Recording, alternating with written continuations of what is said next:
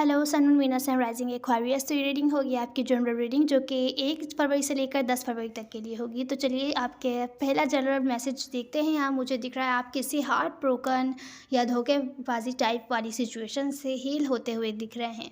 मुझे दिख रहा है कि आप किसी रिलेशनशिप में थे जहाँ बहुत ऑन एंड ऑफ टाइप की सिचुएशन थी, कुछ भी स्टेबिलिटी नहीं थी, लॉन्ग टर्म कुछ भी नहीं था, रिलेशनशिप नहीं थी, कैजुअल कनेक्शन था। आप रिलेशनशिप बनाना चाहते थे पर वो जो कि नहीं हो सका। इस वजह से हो सकता है आपको लगा हो कि सामने वाला पर्सन आपको धोखा दे रहा है और आप उनसे सेपरेट हो गए हों, ब्रेकअप हुआ हो रिसेंट पास्ट में किसी ऐसे कनेक्शन से जहाँ पर स्टेबिलिटी नहीं थी या रिलेशनशिप कनेक्शन जो भी था वो स्ट्रांग नहीं था।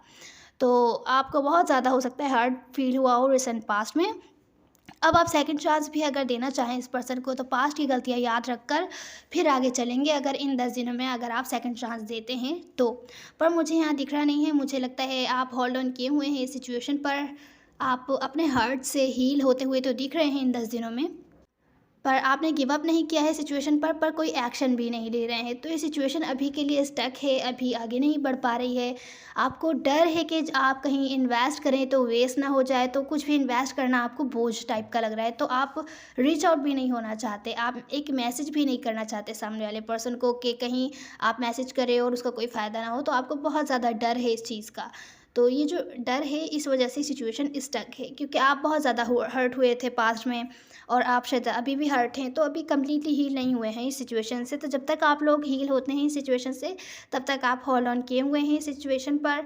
जाने तो नहीं दिया है कम्प्लीटली, पर कोई एक्शन भी नहीं लेते हुए दिख रहे हैं इन 10 दिनों में। तो एक हावियस आपके वर्क से रिलेटेड सिचुएशन पर मुझे दिख रहा है कि आपका कोई ना कोई गोल होगा जो आप अचीव करना चाह रहे हैं।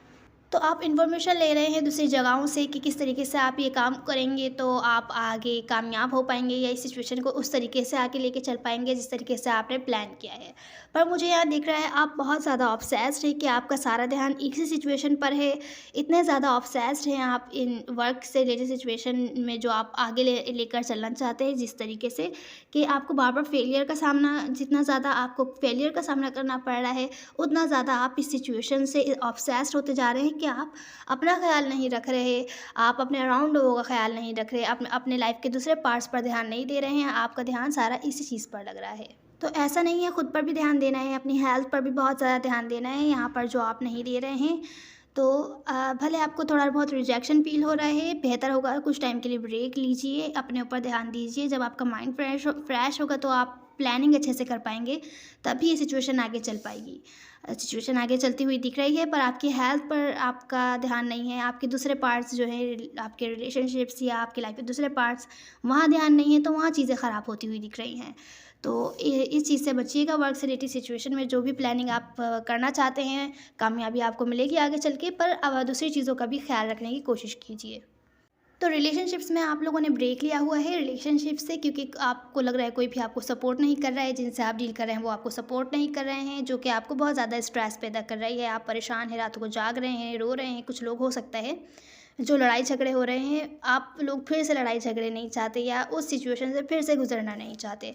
इस वजह से हो सकता है आप लोग ब्रेक लें। तो आपके रिलेशनशिप से रिलेटेड सिचुएशंस स्टक दिख रही हैं टेम्परेरी, इन 10 दिनों में तो आगे चलती हुई नहीं दिख रही हैं।